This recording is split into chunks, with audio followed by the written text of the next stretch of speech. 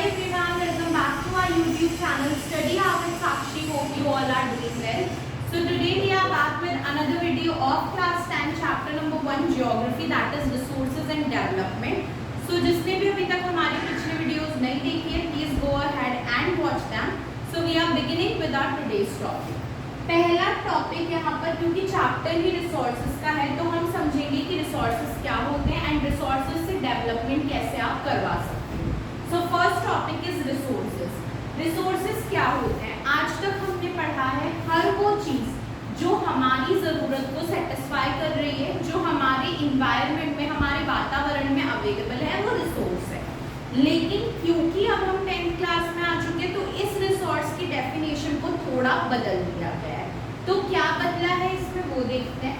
सो definition है everything available in our environment. हर वो चीज़ जो हमारे इन्वायरमेंट में अवेलेबल है which can be use to satisfy our needs, जो हमारी ज़रूरतों को, हमारी नीड्स को सेटिस्फाई कर रहा है. ये चीज़ हमने आज तक पढ़ी है कि जो भी हमारी इन्वायरमेंट में अवेलेबल है और हमारी नीड्स को, हमारी ज़रूरतों को पूरा कर रहा है, वो रिसोर्स है. लेकिन ये रिसोर्स था 10th क्लास से पहले तक. 10th में सिर्फ इतना सा रिसोर्स नहीं होता, इसमें कुछ एड ऑन हुआ है. क्या एड ऑन हुआ है? Provided it is technologically accessible. वो चीज़ जो हमें दी गई है, जो हमें इन्वायरमेंट ने दे दी, जो टेक्नोलॉजिकली एक्सेसिबल है, यानी कि जिसको हम बदल सकते हैं टेक्नोलॉजी का इस्तेमाल कर, वो चीज़ रिसोर्स है. यानी कि जिससे टेक्नोलॉजी का यूज करके बदला जा सकता है. इकोनॉमिकली फीजिएबल. ये जो बदलाव होगा टेक्नोलॉजी से वो हमारी पॉकेट फ्रेंडली होगा, यानी हम उससे अफोर्ड कर सकते हैं. तो ऐसी चीज़ जो हमें टेक्नोलॉजी में बदलाव करने के बाद मिल रही है, जो हमारी पॉकेट फ्रेंडली है, हम उसे खरीद सकते हैं एंड कल्चरली एक्सेप्टेबल, और जो सोसाइटी का हर इंसान खरीदेगा, वो रिसोर्स है. यानी कि यहाँ पर रिसोर्स का मतलब क्या हो गया? हर वो चीज़ जो हमारे इन्वायरमेंट में अवेलेबल है, हमारी ज़रूरतों को पूरा करती है, जिससे टेक्नोलॉजी का इस्तेमाल करके हम और अपग्रेड कर सकते हैं.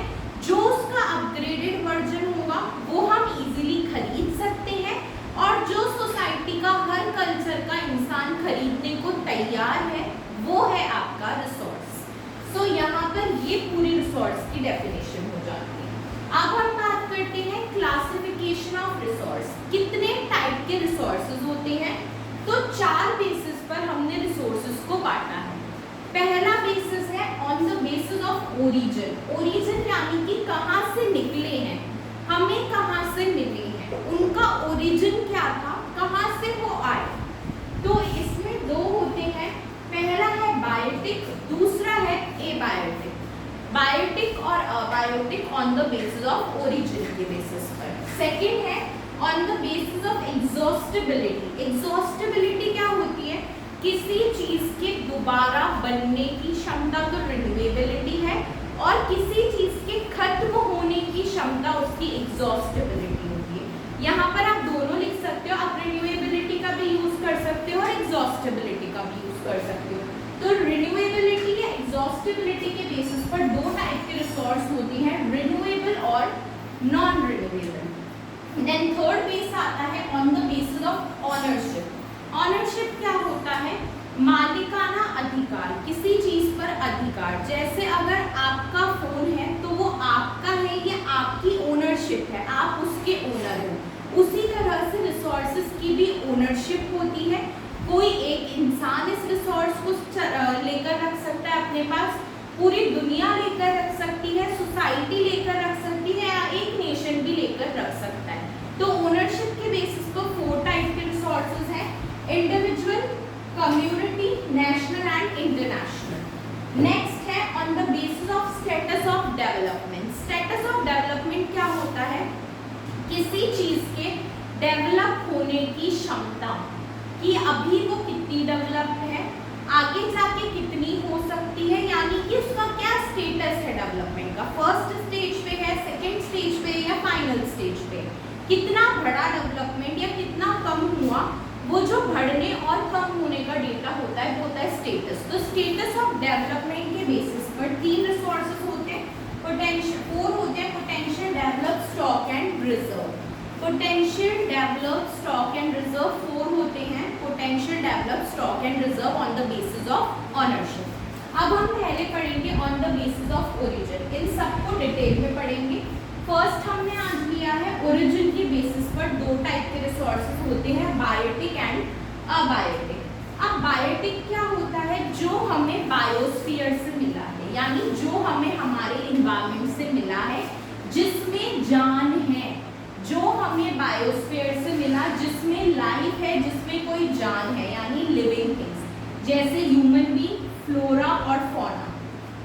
नेक्स्ट आते हैं अबायोटिक थिंग्स पर, जो नॉन लिविंग थिंग्स होती है, जिनमें कोई जान नहीं होती है, जिनमें कोई भी लाइफ नहीं होती है, जैसे कि रॉक्स और मेटल्स।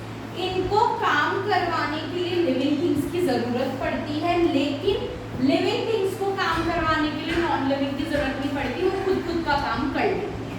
तो बायोटिक और अबायोटिक एक दूसरे से इंटरडिपेंडेंट है किसी हद तक, बट बहुत हद तक नहीं भी है, क्योंकि बायोटिक वाले अपना काम खुद कर लेते हैं, अबायोटिक वालों को जरूरत पड़ती है बायोटिक वालों। नेक्स्ट अब चलते हैं हम, ये तो हमने बात करी ओरिजिन के बेसिस पे। नेक्स्ट है एग्जॉस्टिबिलिटी के बेसिस पर।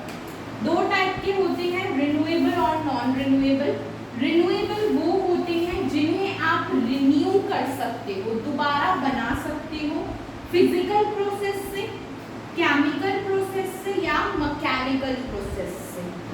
नॉन रिन्यूएबल कौन से होते हैं, जो एक बार खत्म हो गए तो उन्हें आप दोबारा नहीं बना सकते हो, जैसे कि इनको बनाने के लिए मिलियंस ऑफ ईयर्स लगते हैं दोबारा, क्योंकि ये नेचुरल प्रोसेस से बनते हैं, जैसे कोल और पेट्रोलियम, ये नेचुरल प्रोसेस से बनते हैं। मेरे पास में अगर कोई चीज़ है जो रिन्यूएबल है, तो वो तो दोबारा खत्म होने के बाद मैं वापस ले सकती हूँ, लेकिन नॉन रिन्यूएबल नहीं ले सकते। रिन्यूएबल में आपकी आ गई सोलर एनर्जी, जो हमें सूरज से मिलती है, खत्म हो गई, अगले दिन दोबारा बन जाएगी जब सूरज आएगा। विंड एनर्जी, जैसे हवा चलेगी वैसे हमें विंड एनर्जी मिल जाएगी विंड मिल्स को।